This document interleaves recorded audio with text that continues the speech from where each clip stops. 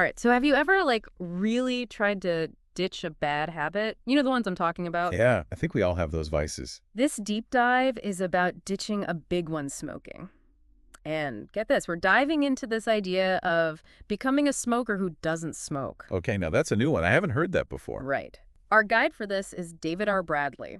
Apparently, he hasn't touched a cigarette since 2002. Wild. Wow, 2002. Yes, commitment. Yeah, so to really get into his method, we've got excerpts from his book, How to Stop Smoking Without Killing Anyone. Catchy title. And there's this YouTube video where he breaks it all down. Huh. Plus, we even took a peek at his Amazon page. Yeah.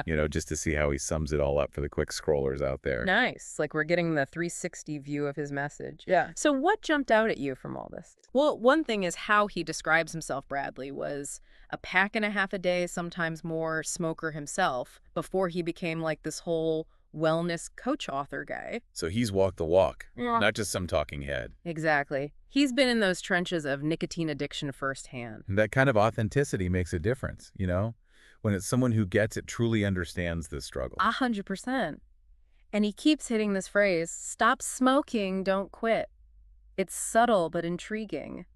What's the psychology behind that word choice, you think? There's definitely something to be said for the power of words. The word quitting, it just kind of comes with this baggage, like you're giving up a part of yourself. And failing at it. Yeah, I see what you mean. It's like quitting means you already lost, but stopping, that feels more empowering, more in control. Do you think? Oh, for sure. Like you're taking a stand. You're choosing this.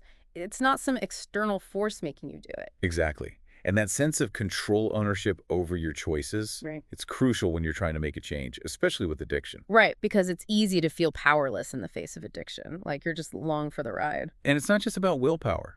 It's about shifting your perspective, seeing yourself as the one in the driver's seat. Okay, so we're stopping, not quitting. Got it. But Bradley takes it even further. He says you can stay a smoker and not smoke. How does that work? That one's a real head scratcher. It definitely makes you want to learn more about his method, that's for sure. I'm hooked.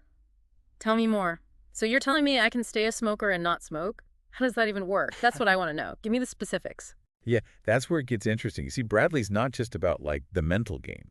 He's got this whole practical side to his method. Okay, so like actual steps and stuff. Exactly. And get this, he says you can become a non-smoker in just 3 days. Hold up, 3 days. Come on, be real now. I thought we were done with the clickbait titles. Are you serious? I know, right? It sounds crazy, but that's what he claims.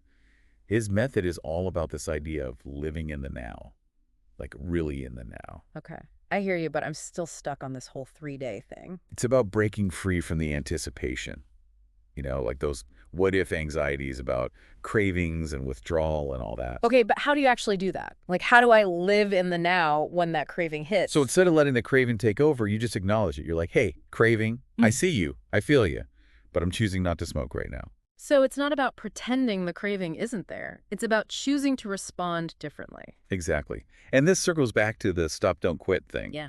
It's about empowerment. You're not a victim of your cravings.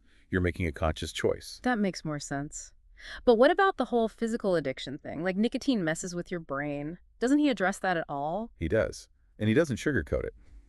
He's big on this tough love approach. You got to face those cravings head on. No escaping the discomfort. So you're saying he wants you to just suffer through it? Not exactly. It's more like he's saying leaning into the discomfort is part of the process. Yeah. But he does give you tools to manage it. For example, one of his big things is focusing on the present moment. Like really engage your senses. Instead of thinking about the cigarette, I can't have... Exactly. You savor a piece of fruit. You really listen to your favorite music. You go for a walk. Anything to shift your focus. So it's about finding healthy distractions, basically. Kinda, but it's more than just distraction. It's about mindfulness. When you're fully present in the moment, those cravings lose their power over you. I never thought of it like that. But hold on. Back in part 1, you mentioned something about a Popeye Yoda condition. What in the world is that all about? Did he really just compare quitting smoking to Popeye and Yoda? He did. And you know what? It kind of works. Bradley's got this great sense of humor. It's not what you expect from a book about quitting smoking. Yeah, that's not usually a laughing matter. Right. But he makes it fun. He uses this whole Popeye Yoda condition thing to describe those moments when you're battling temptation. Okay. Like you're about to cave. Okay, I got no more. Tell me about this Popeye Yoda connection. So he says, It's like when Popeye eats his spinach, Yeah. right? It's that surge of strength. Or when Yoda's using the Force. Yeah. You dig deep, you find that willpower. So he's saying we all have that inner strength. We just need to tap into it. Exactly. And sometimes a little humor is all it takes. This whole Papa Yoda thing, I kind of love it. You wouldn't think a book about quitting smoking would be funny. Right. It's refreshing. But beyond the humor, I keep thinking about how Bradley says this stop, don't quit thing applies to other areas of life too. What do you think? Like, does that hold up? Oh, totally. I mean, we all have those things, habits, thought patterns, even relationships that maybe aren't doing us any favors. I'm sure. Yeah. It's like that saying, you're the sum of your habits or something like that. So true. But how do we actually apply this beyond smoking? Where do you even start? We'll take procrastination, for example. Most of the time, it's not really about laziness. It's about fear. Right. Fear of failing, fear of judgment, maybe even fear of success. Oh, absolutely. Fear is a huge motivator, or should I say demotivator. Right. It keeps us stuck. But what if instead of saying, ugh, I'm such a procrastinator, you said, okay, I'm choosing to spend 5 minutes on this task right now. See, that feels way better, more empowering. Exactly. You're not labeling yourself, you're taking control of your actions. It's like that stay a smoker who doesn't smoke idea. You're acknowledging the urge, the habit, but you're not letting it define you. Love it. Exactly. It's about recognizing your power to choose. This has been eye-opening, I gotta say. For our listeners who are hooked on this whole David R. Bradley thing, how do they find his book? It's called How to Stop Smoking Without Killing Anyone. Catchy, right? Definitely makes you look twice. And it's on Audible Kindle and paperback. Yeah, tons of ways to dive in. For anyone who wants to explore further, we'll link to all the sources we talked about in the show notes. This was a good one. It really makes you think differently about willpower and, just the power of mindset. For sure.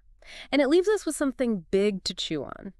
If you had to pick one area of your life to apply this stop, don't quit mentality to, what would it be and why? Something to think about. Until next time, keep dabbing up.